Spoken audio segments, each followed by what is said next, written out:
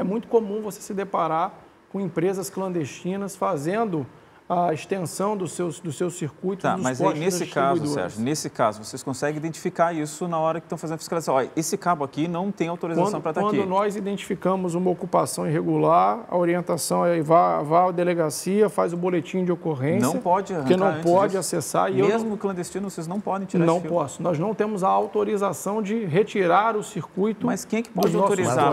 Porque não quer. Pois é. Não tem porque não quer. Esse ponto é controverso. Então é o seguinte, já que vamos passar para esse lado da bancada. Inclusive, na resolução conjunta, estabelecia uma Câmara de Gerenciamento de Conflitos entre a ANEEL e a Anatel, e só após a aprovação da ANEEL e a Anatel é que nós teríamos como distribuidor uma autorização. Esse ponto é controverso, tem duas situações. E a primeira coisa que eu acho importante, a mensagem que tem que ficar clara para a população é que nós não vamos ver os postes completamente limpos. Certo. Porque, na verdade, a poluição visual, e isso eu tenho que reconhecer, não decorre da concessionária de energia elétrica. Os fios da CE são os fios altos e os médios, que são num número sempre padronizado e não há congestionamento de fios. Tá. Seja rede compacta ou não. O que acontece é essa terceira faixa, a faixa mais baixa, que é onde é ocupada pelas operadoras de internet, telefonia e televisão a cabo, em que há esse congestionamento de fios, porque há um número muito grande de prestadores de serviço.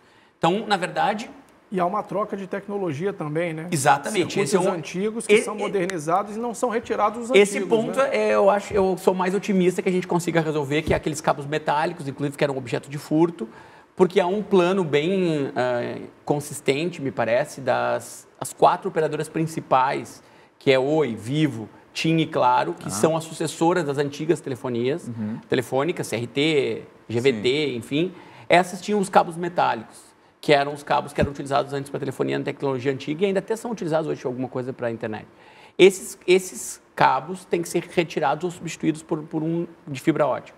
Então, estes cabos, especialmente a Oi... Mais fácil de identificar e cobrar também. É porque a Oi, esse cabo tem valor. Então, isso é um ativo. As donas dos cabos têm interesse em retirar estes cabos, porque esses cabos são metálicos e eles são um ativo. Tá, mas assim, doutor, a gente estava falando ali, e até foi o momento que vocês fizeram a intervenção, sim, da controvérsia. de que, bom, identifiquei que esses cabos não deveriam estar aqui, são clandestinos. Aí o Sérgio fez a referência, não posso tirar esse cabo assim, mesmo identificando ele como clandestino. Tem que fazer um boletim de ocorrência. Na ponta, usando esse cabo, enfim, como é que funciona isso? Eu não concordo com esse argumento, porque eu acho que o serviço clandestino não pode, se tem uma pessoa na ponta, o serviço é clandestino. Tem 2 situações, tá? Que os atos normativos deles regulamentam. Que é o clandestino, o sujeito que a CE não tem conhecimento, ele está completamente irregular ali, ele não tem contrato nenhum com a concessionária. E tem aquele que faz a ocupação à revelia, ou seja, ele fez um contrato com a CE para passar um cabo na Ipiranga, mas ele passa na Ipiranga, na Santana, na Érico Veríssimo, ele passa nas transversais, ele passa mais do que o projeto dele autoriza. Esta é uma situação. Esta situação é mais restrita, ele teria que tomar mais cautelas a concessionária. Mas o clandestino, uma pessoa que não tem contrato nenhum, que está à revelia, à margem completa da situação, este é uma situação de irregularidade completa, de ilegalidade. Não se conseguiria nem identificar quem é o dono desse cabo. Como é que vai notificar isso? É que esse é o segundo problema, a identificação do cabo. A forma como se dá a identificação do cabo. Hoje ela se dá com umas etiquetas que eles fixam no cabo que às vezes são removidas ou caem. Ou às vezes o irregular, o clandestino, vai lá e tira do regular e bota no seu. Coloca inclusive no seu. Então por isso que a gente tem sustentado que a melhor forma de usar é que os cabos tivessem uma identificação impressa no próprio... como um chassi. Como um chassi. Aquele plástico que recobre a fibra ótica mas isso já tivesse ia identificação. Um monte, mas é que isso depende de uma regulação federal. Uma regulação federal? Da Anatel. A Anatel deveria, porque a Anatel não estabelece como se dá essa identificação. E tem alguém pedindo isso para a Anatel?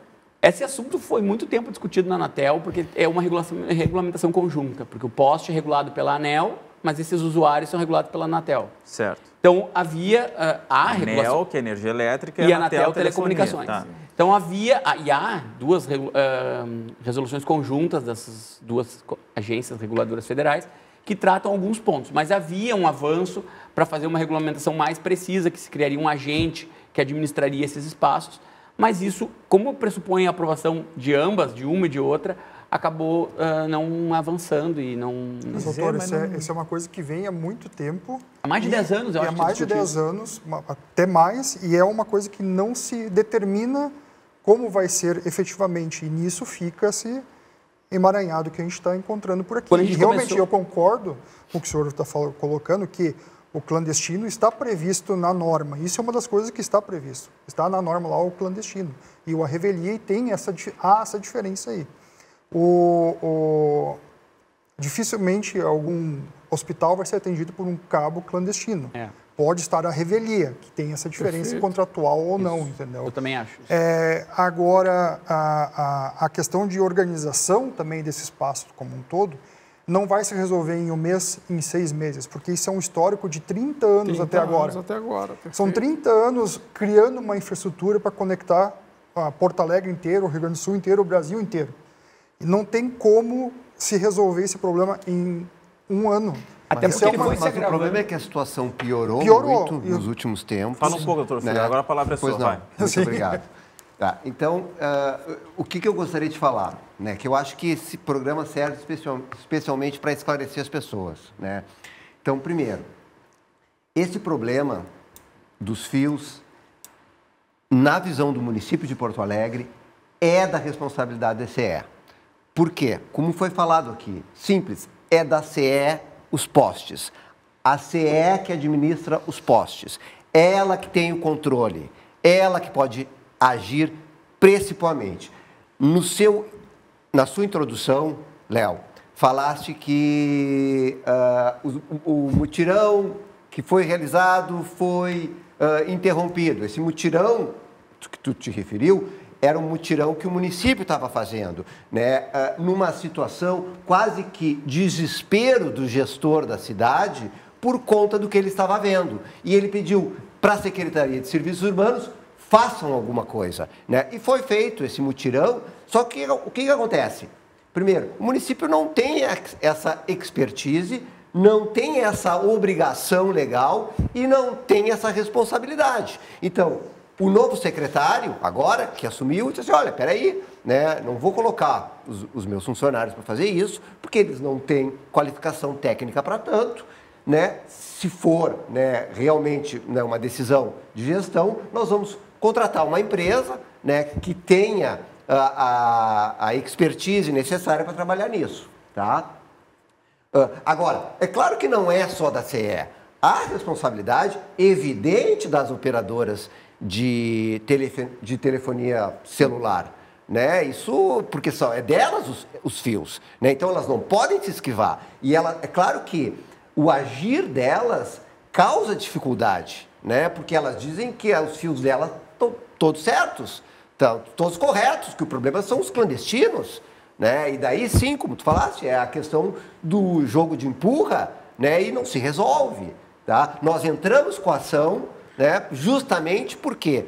Porque nós entendemos que, né, deveria, né, vir alguma disposição jurídica que talvez até respaldasse isso que a CE está falando, não posso mexer, na minha visão poderia, né? Se é ilegal, se é clandestino, tinha que sair dali, né? E quem deve fazer isso seria a CE, me desculpa, né? Mas é o meu posicionamento. É que isso não é controvérsia, está expresso na regulamentação. Que não pode mexer? No clandestino pode. Pode. Mas então, senhor Sérgio, como é que... O problema do clandestino é o usuário que está conectado ao clandestino. Não foi nessa praça aqui de Porto Alegre, mas nós já interrompemos o circuito clandestino dentro do grupo, que na ponta tinha um tribunal. Pois é, mas isso é ônus, porque assim, o tribunal agiu mal. Essa retórica me incomoda um pouco, porque eu nunca vi nenhuma estatística do clandestino. Quanto é o clandestino? É 20%, 10%, é 40%? Porque fica um argumento retórico, que se usa assim até para se esquivar, mas quanto por cento isso implica? As estatísticas que demonstram aqui para nós, dos usuários regulares em Porto Alegre, é que a maior parte desses cabos que passam em Porto Alegre é das 4 maiores operadoras. Essas menores que são regulares. E que tem uma série de pendências na rede. Exatamente. E que são notificadas e que não cumprem com as notificações. É que esse procedimento de fiscalização da CE é um procedimento burocrático e sem nenhuma efetividade. Não por culpa da concessionária, porque a regulamentação é confusa. Notifica, aí não acha, e aí será que fiscaliza se vai lá ou não? É porque eu entendo que essa atividade não é o métier da concessionária, não é a atividade de fim da concessionária. Nós não temos nem expertise para manusear esse tipo de circuito, nem temos autorização via normativa, e nós precisamos seguir os normativos, afinal prestamos um serviço que é público e segue uma regulamentação. Mas o senhor não tem expertise para mexer no fio? Nós temos expertise para trabalhar com energia elétrica.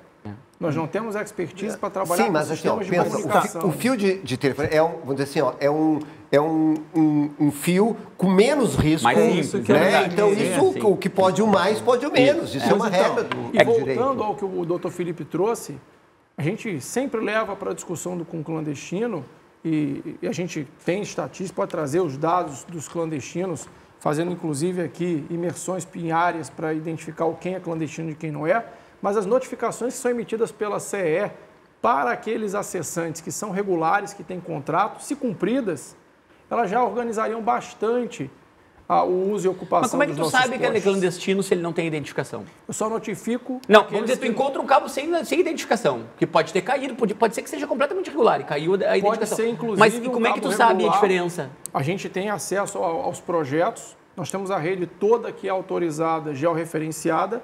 Se eu vou num poste e vejo que tem 6 circuitos ocupando o poste, 5 identificados, um não, na minha base de projetos, eu sei que tem um 6º acessante lá, eu sei de quem é aquele cabo. Porque eu tenho essa memória dos projetos aprovados e eu tenho já o referenciamento. Agora, se eu vou... Se tiver um 7º, é clandestino. Se eu encontrar o 7º e eu não tiver projeto aprovado naquele trecho para 7, um deles é clandestino.